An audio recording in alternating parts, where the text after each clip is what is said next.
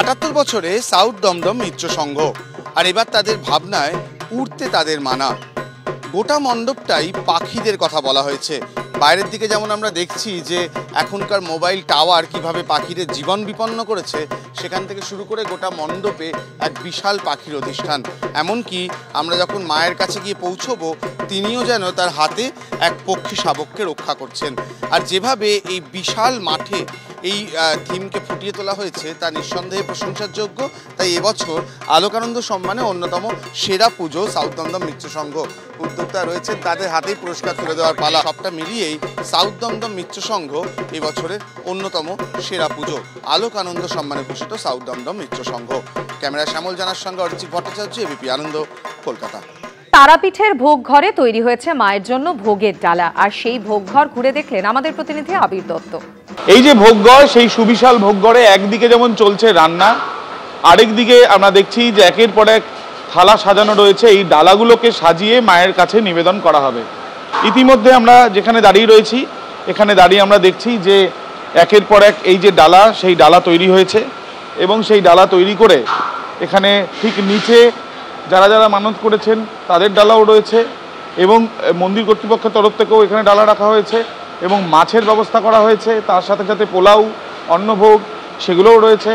এবং আজকের এই যে বিশেষ দিন, সেই বিশেষ দিনে যেটা মনে করা হয় যে বামদেব তিনি নিজে রাতভর মায়ের আরাধনা করে ঠিক এই জায়গা থেকে তিনি গিয়েছিলেন উদয়পুর। তার কারণ কি? তার কারণ হচ্ছে যে তারাপীঠের যে শ্মশান তখন বিস্তৃত ছিল উদয়পুর পর্যন্ত, আর সেখানে গিয়ে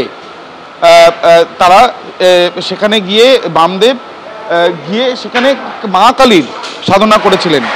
কথায় রয়েছে যে তারাপীঠে মা তারা কালী পুজোর দিন কালী রূপে পূজিতা হন, আর উদয়পুরে গিয়ে তার পরের দিন মা কালীকে তারা রূপে পুজো করা হয়।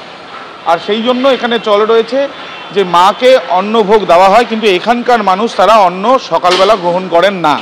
আরও একবার ছবিটা দেখাতে বলবো দীপ্তেন্দু চক্রবর্তী আমার ক্যামেরা পার্সনকে, যে এখানে আমরা দেখছি যে শোল মাছ তা রাখা হয়েছে, 5 রকমের ভাজা, এবং আর কি কি রয়েছে সরাসরি যিনি ডালা তৈরি করছেন বা মায়ের জন্য তার সঙ্গে কথা বলবো। গতকাল আপনি বলছিলেন আজকে কি কি রয়েছে? আজকে অমাবস্যা আছে, সেই জন্য বিশেষ তিথি উপলক্ষে ওই একই জিনিস আছে। পোলাও আছে, অন্ন আছে, খিচুড়ি আছে, 2 রকম সবজি আছে, ভাজা আছে 5 রকম, মাছ আছে, বলিদান আছে, চাটনি, পায়েস, সমস্ত কিছুই আছে। একের পর এক আমরা দেখছি যে এখানে কড়াই, কোথাও কোথাও হাঁড়ি, কোথাও পোলাও, কোথাও তৈরি হচ্ছে এখানে ভাজা, কোথাও মাছ।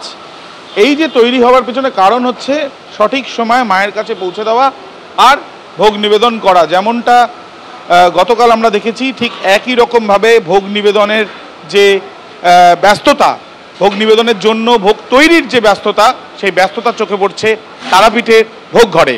ক্যামেরা দীপ্তেন্দু চক্রবর্তীর সাথে আবির দত্ত, এবিপি আনন্দ, তারাপীঠ।